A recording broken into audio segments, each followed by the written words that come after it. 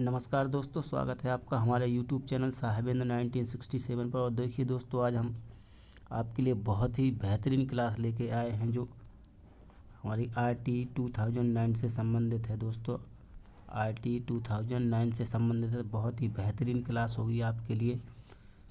ये जो RT 2009 है दोस्तों, इसके बारे में हम ये क्लास क्यों ले रहे हैं दोस्तों, आप लोग नहीं समझ पा रहे होंगे, कुछ लोग समझ चुके होंगे कि RT 2009 वाला जो हम ये चैप्टर आज ले रहे हैं दोस्तों। वैसे हम मैथ पढ़ा रहे थे बहुत दिनों से, लेकिन आज आप लोगों को पता होगा कि दोस्तों आज ही के दिन जो 1 अप्रैल 2010, आज ही के दिन दोस्तों हमारे सारे देश में, केवल जम्मू और कश्मीर को छोड़कर सारे देश में, पूरे भारतवर्ष में RT एक्ट लागू हुआ था। जो 2009 में आया था दोस्तों, लेकिन ये बिल यहाँ से वहाँ लोकसभा राज्यसभा होते होते हुए टाइम लग गया, तो ये 2009 पूरा निकल गया और अप्रैल का महीना आ गया, मतलब पूरा मार्च भी निकल गया 2010 का। और 1 अप्रैल 2010 को ये लागू हुआ पूरे भारतवर्ष में, केवल जम्मू कश्मीर को छोड़कर। ठीक है दोस्तों, तो हम RT के बारे में आज हम कह सकते हैं RT दिवस है। RT बोले तो दोस्तों इसको बोलते हैं हम राइट टू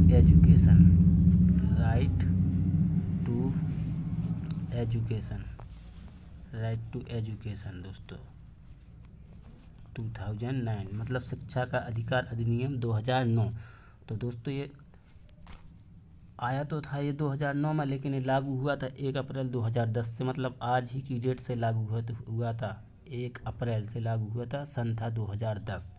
तो दोस्तों आज हम पूरी क्लास को आप ध्यान से देखिएगा, अच्छी लगे तो अधिक से अधिक लाइक करिए, शेयर करिएगा, कमेंट करके हमें बताइएगा। और उसके अलावा जिन दोस्तों ने अभी तक हमारे चैनल को सब्सक्राइब नहीं किया है, प्लीज़ सभी लोग सब्सक्राइब कर लें और नोटिफिकेशन पाने के लिए बेल आइकन को दबाना बिल्कुल मत भूलें दोस्तों हम बहुत ही बेहतरीन तरीके से आप लोगों को बताने जा रहे हैं। बस सुनते ही सुनते आप लोगों को समझ में आ जाएगा क्या है, कैसे से क्या है।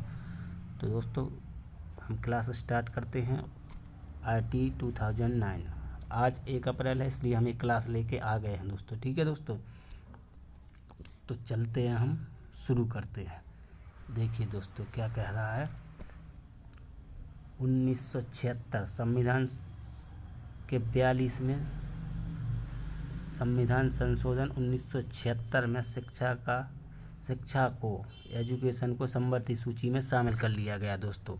देखिए दोस्तों, यहाँ पे क्या बताया गया है, आप लोग ध्यान से देखिएगा, इसको अच्छे से समझिएगा दोस्तों। यहाँ पे जो भी बात मैं कह रहा हूँ दोस्तों, यहाँ पे लिखा कुछ और है, मतलब पूरा लिखा नहीं है, लेकिन जो हम आपको बताने जा रहे हैं दोस्तों उसको बड़े ध्यान से सुनिएगा। लिखा तो बस पहले से लिख के रखा है, उसको तो उतना वो नहीं है, लेकिन हम जो आपको बोल रहे हैं, हमारी जो आवाज़ आ रही है, उसको बड़े ध्यान से सुनिएगा दोस्तों। देखिए दोस्तों ये क्या बता रहा है यहाँ पे कि जो 1976 में जो संविधान संशोधन हुआ था, 42वां संविधान संशोधन दोस्तों, जिसे हम मिनी संविधान के नाम से जानते हैं दोस्तों। जिसे हम 42 में जो संविधान संशोधन है दोस्तों, इसे हम मिनी संविधान के नाम से जानते हैं। ठीक है दोस्तों, इसको मिनी संविधान की संज्ञा दी गई है दोस्तों। तो दोस्तों इसके बारे में आप थोड़ा समझ लीजिएगा कि क्या है। तो दोस्तों जो 42वां संविधान संशोधन 1976 था दोस्तों, इसमें आपातकाल के दौरान हुए इस संविधान संशोधन में न्यायपालिका से सभी महत्वपूर्ण शक्तियां छीनकर संसद को दे दी गई थी। मतलब जो भी न्यायपालिका के पास शक्तियां थीं वो सारी छीन करके संसद को दे दी गई थी दोस्तों। तो साथ ही राष्ट्र के सिद्धांतों को अधिक व्यापक बनाने के लिए संविधान में संशोधन करके उसमें 3 शब्दों को जोड़ा गया था, जो था हमारा समाजवाद, धर्मनिरपेक्षता और अखंडता। इन तीनों शब्दों को इस संविधान संशोधन के अंतर्गत जोड़ा गया था दोस्तों। इस संविधान संशोधन में किसी भी आधार पर संसद के फैसले को न्यायालय में चुनौती नहीं दी जा सकती थी दोस्तों।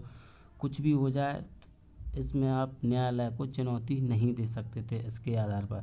संसद के फैसले, जैसे संसद ने जो फैसला कर दिया उसको ऐसा नहीं कि आप न्यायालय में लेके चले जाओ, ऐसा नहीं था ना। तो दोस्तों आप किसी सांसद या विधायक पर, किसी पर भी तुम जो उसकी सदस्यता उसकी सदस्यता को लेकर आप न्यायालय में नहीं जा सकते दोस्तों, क्योंकि न्यायालय की सारी शक्तियाँ छीन कर किसको दे दी गई थी, संसद को दे दी गई थी दोस्तों। ठीक है, तो किसी विवाद, जैसे कोई विवाद वगैरह हो गया तो जो भी सांसद या विधायक है उसकी सदस्यता को ख़त्म करने का फैसला जो लेगा दोस्तों वो संसद लेगी, या फिर ये राष्ट्रपति के पास चला जाएगा दोस्तों संसद।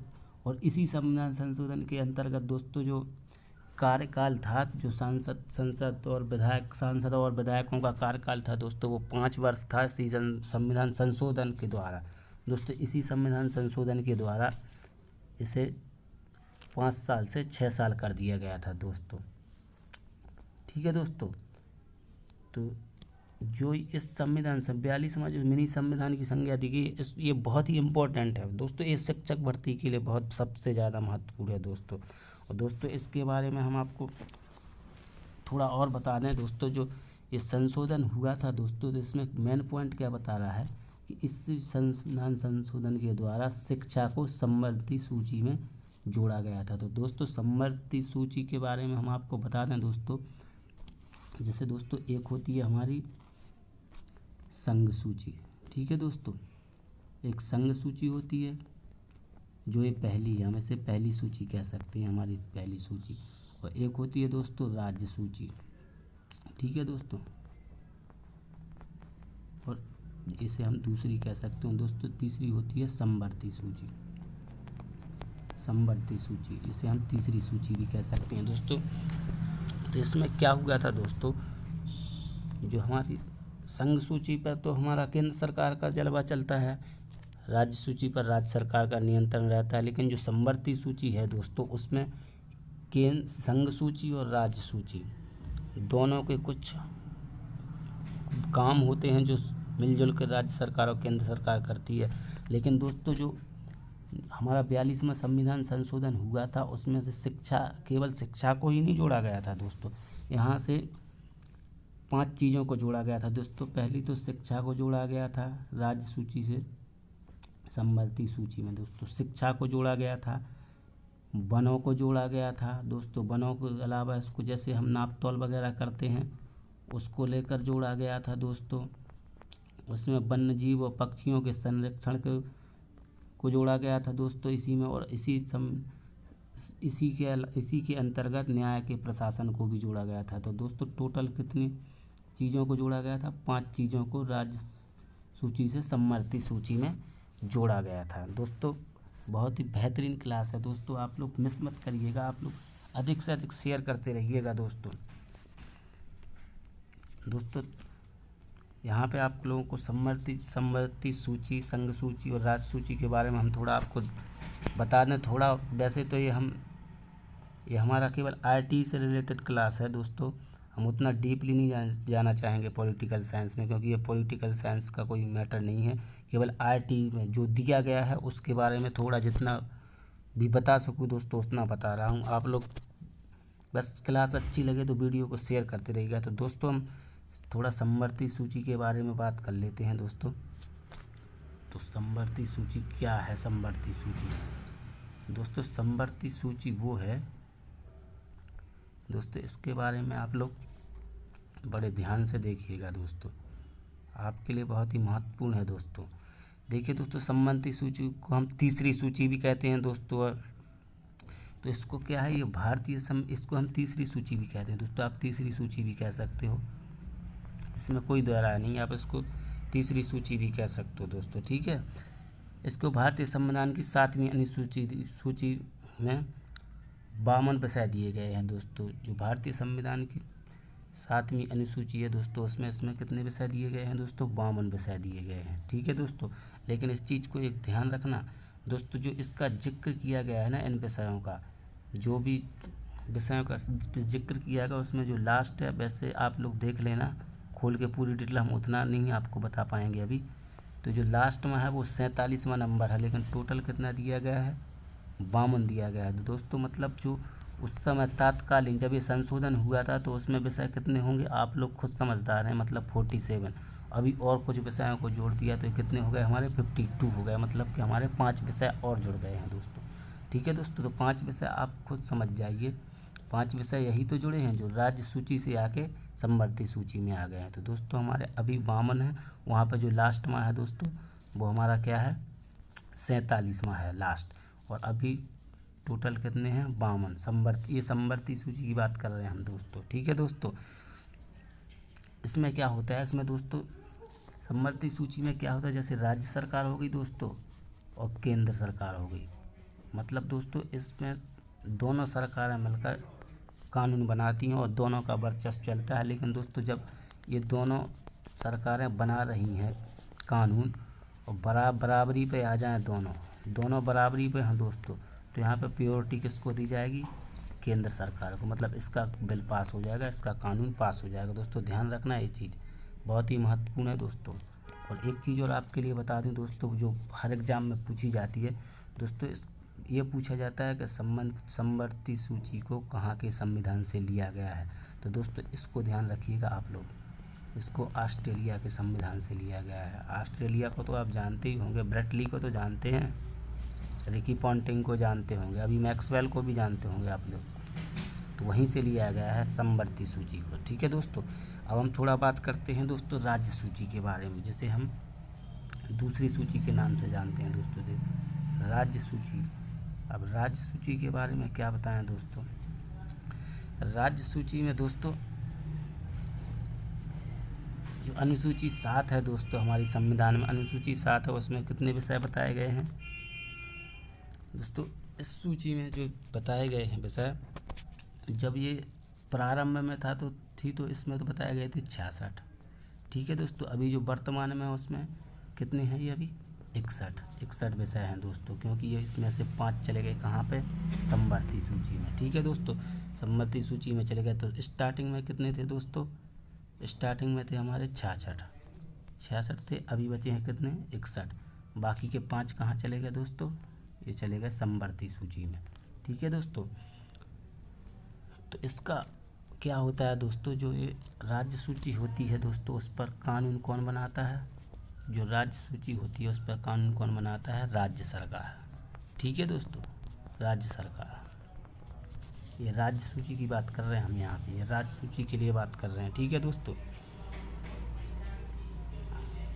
और ये जो दोस्तों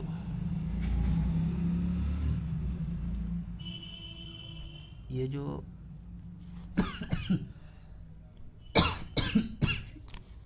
इसका जो संविधान संशोधन था दोस्तों वो 101वां था। ठीक है दोस्तों, 101वां संविधान संशोधन था।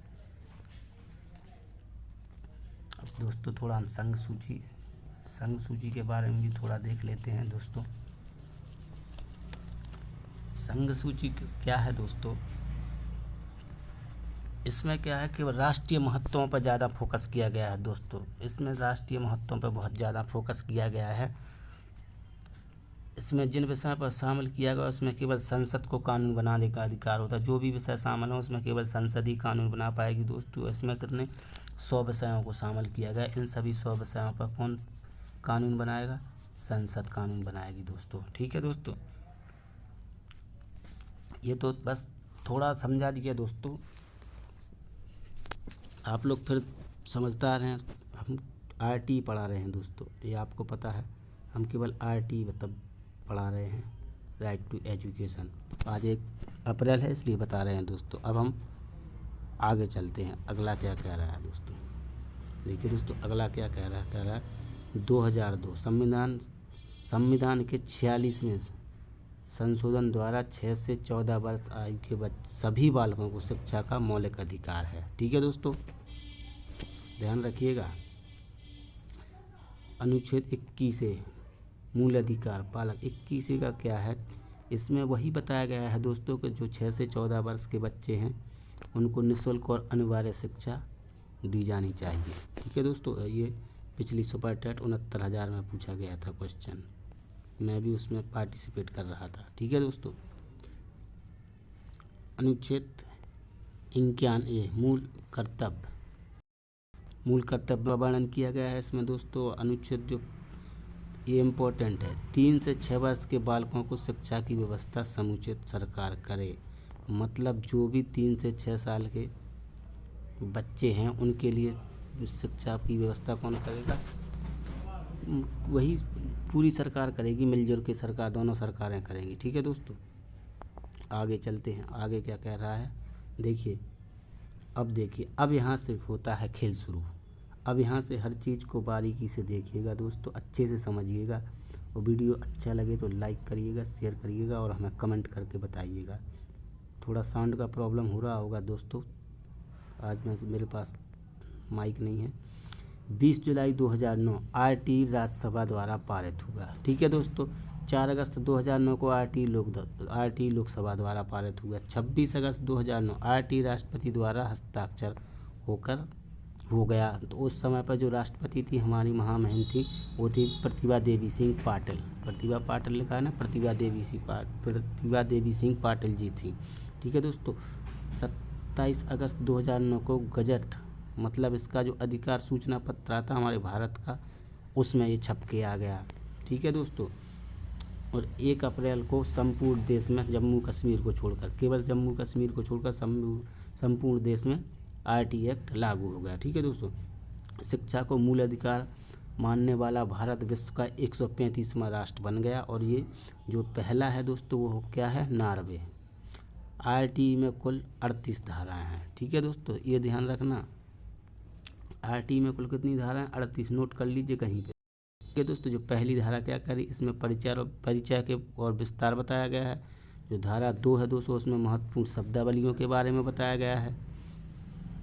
और जो धारा 3 है उसमें आरटी 2009 1 अप्रैल 2010 से लागू, ये बताया गया है दोस्तों। और धारा 4 में विद्यालय से ना जुड़े अथवा ड्रॉप आउट बालकों को अपनी आयु के अनुसार निर्धारित कक्षा में प्रवेश का अधिकार होगा। मतलब कहने का मतलब ये है दोस्तों, जैसे विद्यालय से ना जुड़े, जैसे किसी कारणवश, गरीबी बस, कमजोरी, अपंग, जो हैंडीकैप कुछ भी हो, किसी भी कारण से, या कोई दादागिरी हो, उस वजह से यदि किसी बच्चे का स्कूल में एडमिशन नहीं हो पा रहा है, या किसी भी कारण से, तो ऐसा नहीं है दोस्तों। जैसे मान लो कोई, जैसे 6 साल में हम लोग एडमिशन करा देते हैं, फर्स्ट क्लास में गाँव में हो जाता है दोस्तों। तो जैसे मान लो कोई लड़का है 8 या 9 साल का, मान लो 9 साल का है, तो उसके अनुसार उसे तीसरी कक्षा में प्रवेश देना चाहिए डायरेक्टली। ये कहा गया है धारा 4 में। ठीक है दोस्तों, धारा 5 क्या कहती है दोस्तों, देखिए धारा 5 तो और बेहतरीन तरीके से, इसको तो याद ही रखेगा। बालक को किसी भी विद्यालय में प्रवेश लेने का अधिकार है, कहीं भी चला जाए बालक, जम्मू कश्मीर को छोड़कर कहीं भी चला जाए, वहाँ उसे प्रवेश लेने का अधिकार है।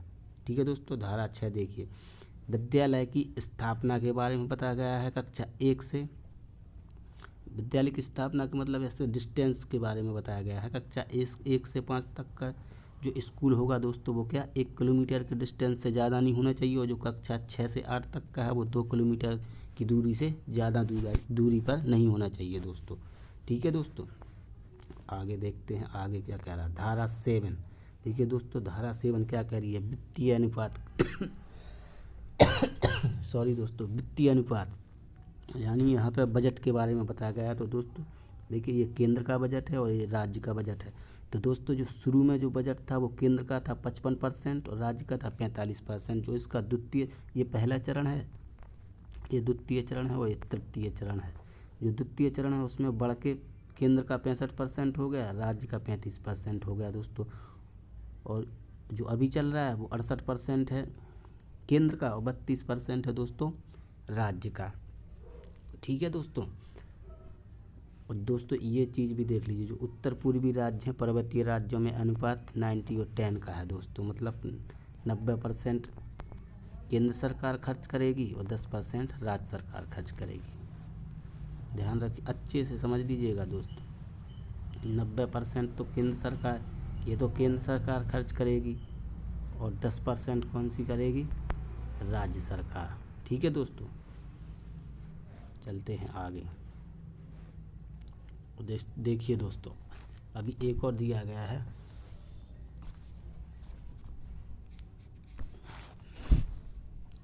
तो देखिए दोस्तों यहाँ पे क्या दिया गया है,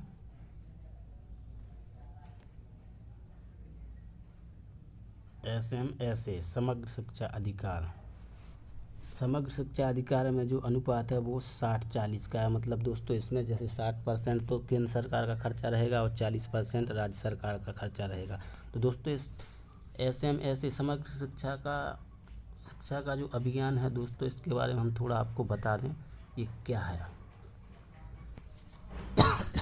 दोस्तों ये क्या है, जैसे जो हमारे प्री स्कूल होते हैं वहाँ से लेके जो 12वीं क्लास है 12th तक, जो प्री से लेकर 12th तक शिक्षा की गुणवत्ता में सुधार करने का एक कार्यक्रम है दोस्तों। उसके लिए समग्र शिक्षा अभियान चलाया जाता है दोस्तों। इसमें जो हमारा केंद्रीय बजट 2018-19 आया था, उसमें प्री प्राइमरी से लेकर 12वीं तक कोई भी विभाजन वगैरह ना किए हुए मतलब समग्र शिक्षा के रूप में प्रस्ताव करने के लिए रखा गया। और दोस्तों जो इसका ये लागू हुआ था दोस्तों, ये आया था हमारा 24 मई 2018 को।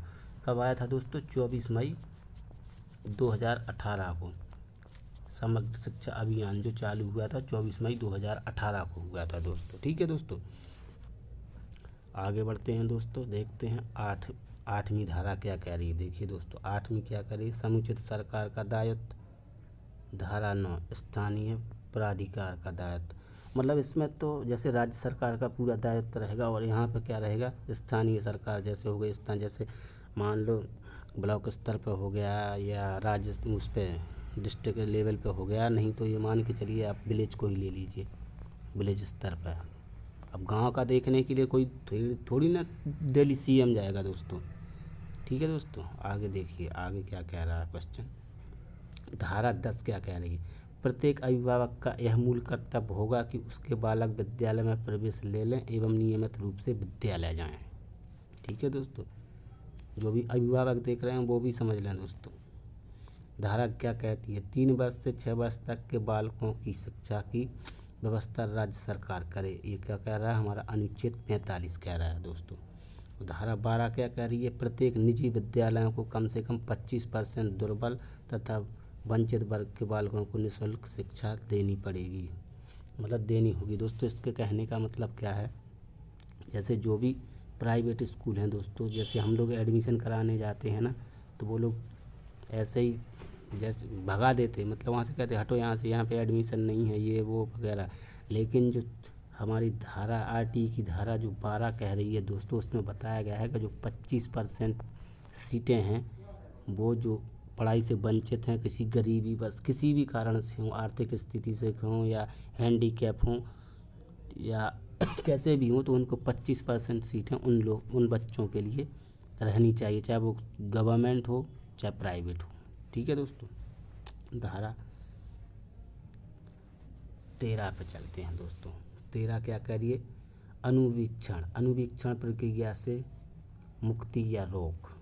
दोस्तों अनुवीक्षण मतलब कहलाता है दोस्तों, किसी जैसे कोई कार्य कर रहे हैं हम, अनुवीक्षण क्या होता है दोस्तों, जैसे किसी कार्य या तो किसी प्रक्रिया को लगातार देखते रहना एवं उसमें नियंत्रित करना, मतलब कोई काम करवा रहे हैं तो उसको मतलब नियंत्रण के साथ करवाने, यही कहलाता है हमारा दोस्तों अनुवीक्षण। ठीक है दोस्तों, इसके लिए जैसे किसी ने कुछ कर दिया तो इसके लिए जुर्माना भी है दोस्तों। जैसे मान लो आपने स्कूल में जाकर कोई उपद्रव किया, जैसे कोई प्राइमरी स्कूल है या जूनियर लेवल का स्कूल, वहाँ पर उपद्रव किया तो उसके लिए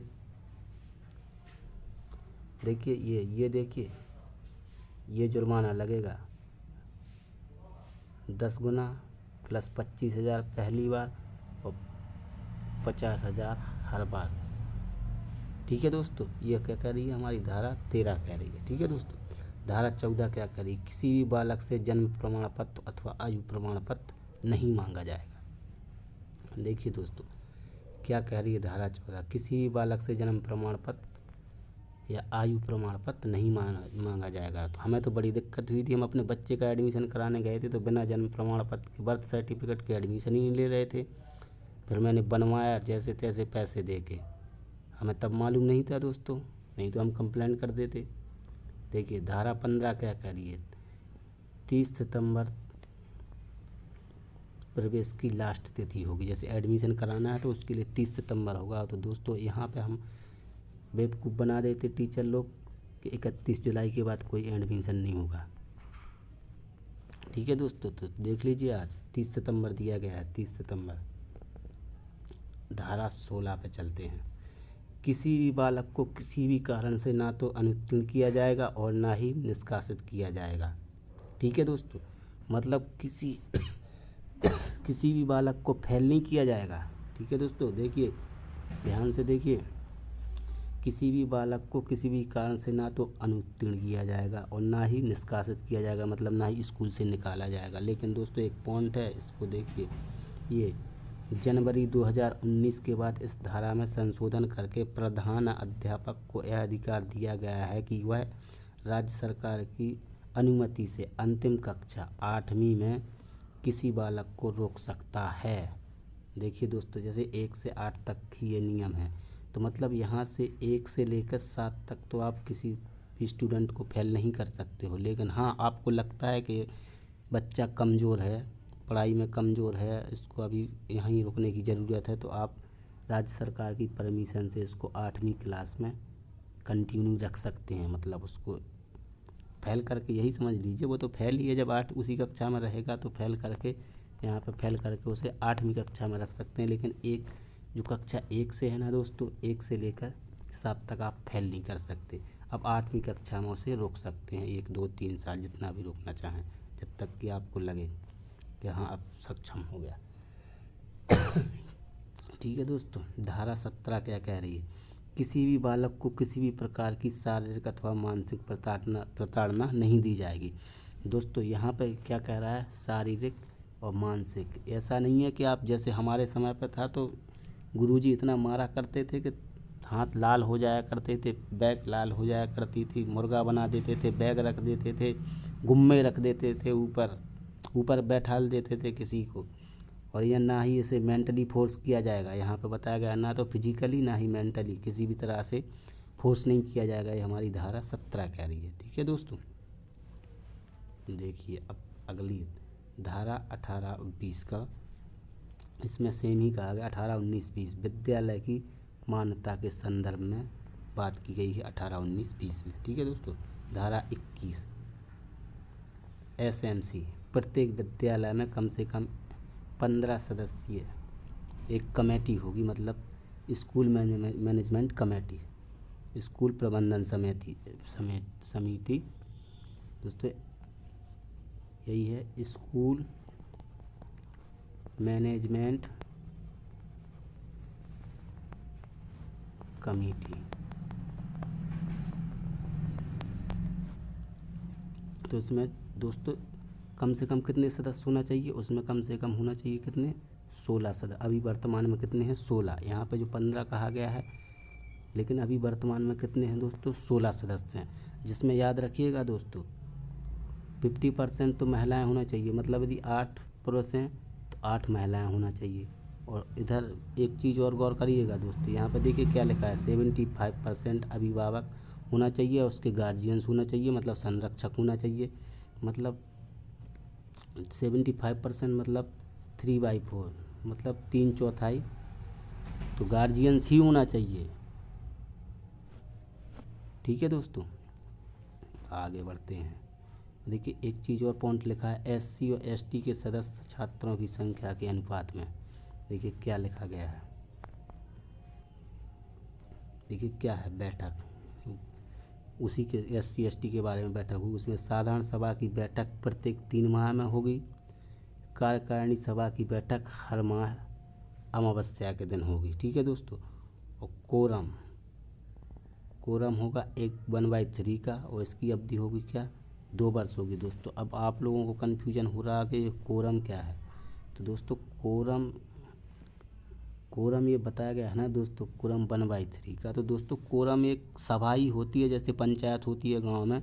तो मान लो जैसे 20 लोगों की समिति है, तो दोस्तों इसका, जैसे 20 लोगों की या 24 लोगों की समिति है, तो दोस्तों इसका 1/3 तो उसमें प्रेजेंट होना ही चाहिए। मतलब जो 8 लोग हैं, 24 में से 8 लोग तो उपस्थित होना ही चाहिए उस समिति, मतलब जो मीटिंग लगेगी, बैठक लगेगी, उसमें 8 लोग उपस्थित, मतलब 1/3 उपस्थित होना चाहिए। यदि 1/3 नहीं उपस्थित होते हैं दोस्तों, तो इसको कैंसल मान लिया जाएगा। मतलब ये पूर्ण नहीं मानी जाएगी दोस्तों। जो मीटिंग लगेगी, बैठक लगेगी, यदि उस समिति के सदस्य 1/3 नहीं उपस्थित हुए हैं तो इसको पूरी तरह से निष्क्रिय कर दिया जाएगा, मतलब कैंसिल कर दिया जाएगा दोस्तों। ठीक है, आगे चलते हैं दोस्तों। आगे क्या कह रहा है हमारा अगला क्वेश्चन, क्या कह रहा है दोस्तों, देखिए धारा 22 क्या करिए, SDP। तो दोस्तों SDP का जो फुल फॉर्म होता है सेशन डिस्क्रिप्शन प्रोटोकॉल होता है दोस्तों। सेशन डिस्क्रिप्शन प्रोटोकॉल प्रत्येक विद्यालय में विद्यालय विकास योजना SDP का निर्माण तथा क्रियान्वयन SMC द्वारा होगा, मतलब स्कूल मैनेजमेंट कमेटी के द्वारा ये सब चलेगा। ठीक है, और इसकी अवधि जो होगी वो होगी 3 वर्ष की। धारा 23 देखिए, शिक्षक के पद पर नियुक्ति हेतु अभ्यर्थी को न्यूनतम शैक्षिक योग्यता, प्रशिक्षक योग्यता के अलावा अध्यापक पात्रता परीक्षा मतलब TET पास होना अनिवार्य है। मतलब दोस्तों जैसे मान लो आपने BTC किया है या आपने B.Ed किया है, आजकल आप BLED कह सकते हो, BLED कह सकते हो, DLED कह सकते हो, ये सब किया है दोस्तों। ये तो आपने किया, ये प्रशिक्षण लिया हुआ है, लेकिन उसके अलावा आपको TET या CTET ये 2 में से कोई जिस भी 1 to 5 में टीचर बनना चाहते हैं उसके लिए क्वालिफाइड होना चाहिए, 1 to 8 में बनना चाहते हैं उसके लिए क्वालिफाइड होना चाहिए। तो उसके लिए क्या होना चाहिए दोस्तों, ये चीज़ TET आपके पास होना ज़रूरी है। ठीक है दोस्तों, ये क्या कह रही है, धारा 23 कह रही है हमारी। ठीक है दोस्तों, आगे बढ़ते हैं। देखिए धारा 24 क्या कहती है दोस्तों। धारा 24 क्या करी, शिक्षक के दायित्व नियमित विद्यालय जाना, नियम से विद्यालय जाएगा टीचर, तय सीमा में पाठ्यक्रम पूरा करेगा। जितना समय दिया गया है कि मान लो आपको 9 महीने पढ़ाना है तो उसने 9 महीने में पूरा पाठ्यक्रम ख़त्म करना है। अधिगम आलेख रखना, अच्छे से सिखाना, प्यार प्रेम मोहब्बत से, ऐसा नहीं कि मार मार के कीमा बना दो, ऐसा नहीं है। अभिभावक से संपर्क रखना, हमेशा बच्चों के अभिभावकों से, माता पिता से, गार्जियन से कांटेक्ट में रहना, मतलब उन्हें बताना कि आपका बच्चा ऐसा वैसा, मतलब ऐसा मेंटली फोर्स नहीं करना, मतलब ये बताना है कि थोड़ा आप घर पे देखिए, इसको पढ़ाइए, स्कूल में थोड़ा कमज़ोर है, क्या है इसको देखिए, ये सब बताना है। ठीक है दोस्तों, धारा 25 क्या कह रही है दोस्तों, धारा 25 क्या कह रही है, धारा 25 कह रही है छात्र और शिक्षक का जो अनुपात है दोस्तों उसके बारे में कह रही है। देखिए प्रत्येक विद्यालय में निर्धारित समय में छात्र शिक्षक अनुपात पूरा करना होगा। ठीक है दोस्तों, मतलब ये किसकी जिम्मेदारी रहेगी, ये राज्य सरकार की जिम्मेदारी रहेगी। मतलब जो छात्र शिक्षक अनुपात है, जैसे मान ली ये 1:30 का होता है, 1:35 का होता है, ये तो होता है हमारा PRT के लिए, और ये होता है जूनियर के लिए 1:35 का। ठीक है दोस्तों, तो 26 क्या कह रही है, देखिए दोस्तों धारा 26, किसी भी विद्यालय में शिक्षकों के कुल स्वीकृत पदों की संख्या 10% से अधिक पद रिक्त नहीं रखे जा सकते। जैसे मान लो दोस्तों एक आध टीचर चल जाएगा एक्स्ट्रा, ऐसा नहीं कि आप ज़रूरत एक की है आप 4 टीचर ज़्यादा रख लो, ऐसा नहीं हो सकता, ये कह रही है धारा 26। ठीक है दोस्तों, धारा 27 को भी देख लीजिए, एक शिक्षक को शैक्षिक कार्य के अतिरिक्त केवल 3 कार्य दिए जाएंगे। 3 कार्य में उसमें आपकी जनगणना हो जाएगी दोस्तों। देखिए 10 वर्षीय राष्ट्रीय जनसंख्या जनगणना कार्यक्रम होगा, आम चुनाव होगा जो होते रहते हो, आपदा राहत कार्य में जैसे मान लो कहीं बाढ़ आ गई, कोई तूफान आ गया तो उसमें देखभाल के लिए, लिखा पढ़ी के लिए वहाँ पे इन 3 कामों में लगाया जाएगा केवल टीचर को, इसके अलावा बाकी कामों में नहीं लगाया जाएगा। धारा 28 प्राइवेट ट्यूशन पर प्रतिबंध, मतलब यदि कोई गवर्नमेंट टीचर है, कोई सरकारी टीचर है तो वो प्राइवेट ट्यूशन नहीं पढ़ा सकता, ये धारा 28 कह रही है हमारी। ठीक है दोस्तों,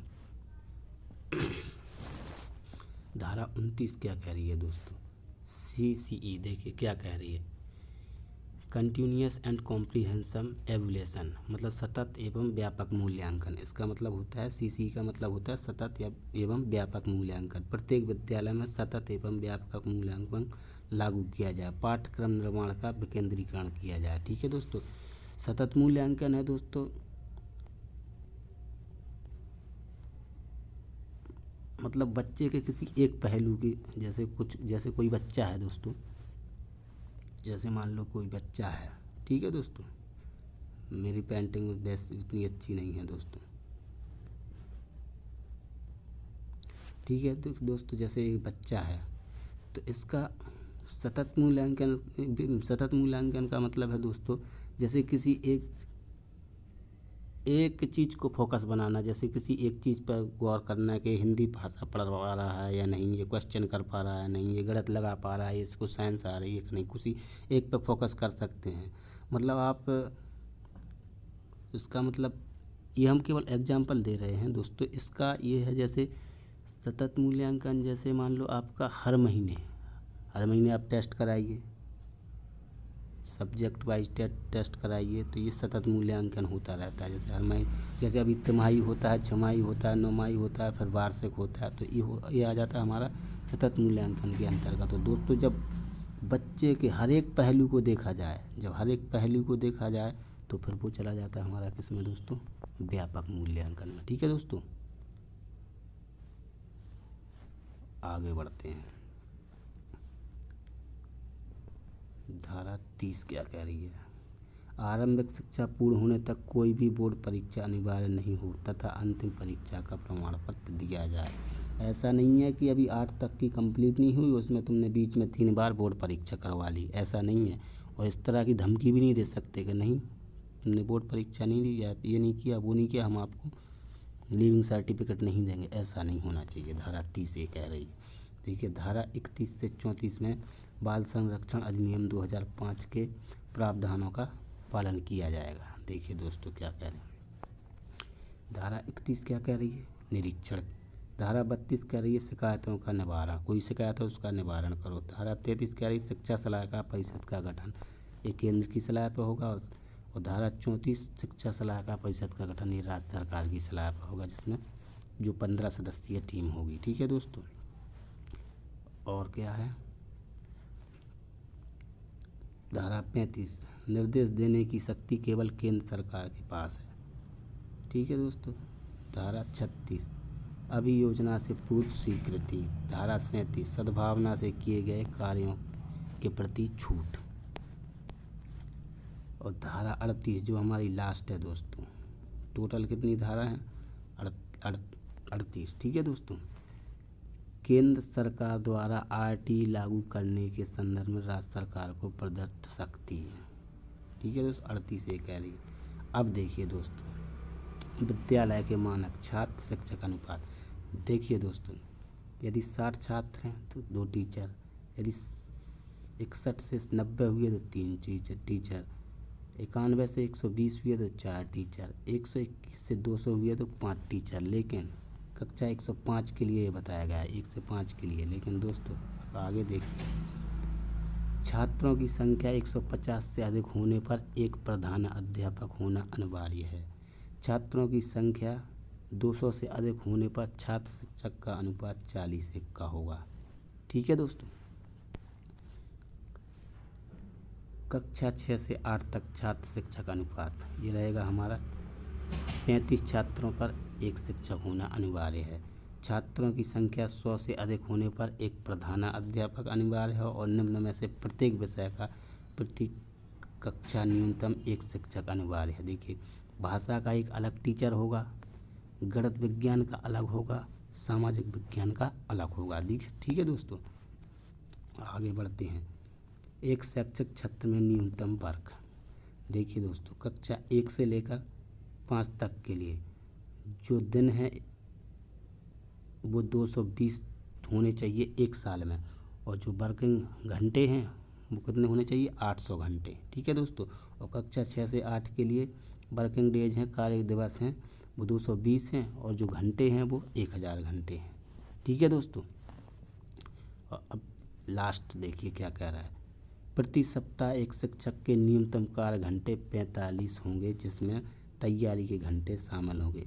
मतलब दोस्तों, जैसे एक सप्ताह है, मतलब 7 दिन में 45 घंटे तो होंगे।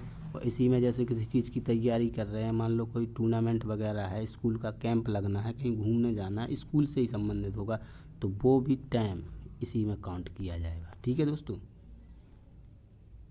यदि क्लास अच्छी लगे तो लाइक करें, सब्सक्राइब करें चैनल को, बेल आइकन दबाएं और हमें कमेंट करके बताएं दोस्तों कि किस तरह की लगी क्लास। यदि आप लोग इसकी पीडीएफ चाहते हैं दोस्तों, पीडीएफ चाहते हैं तो आपको डिस्क्रिप्शन में मिल जाएगी दोस्तों, डिस्क्रिप्शन में बिल्कुल फ्री मिल जाएगी पीडीएफ।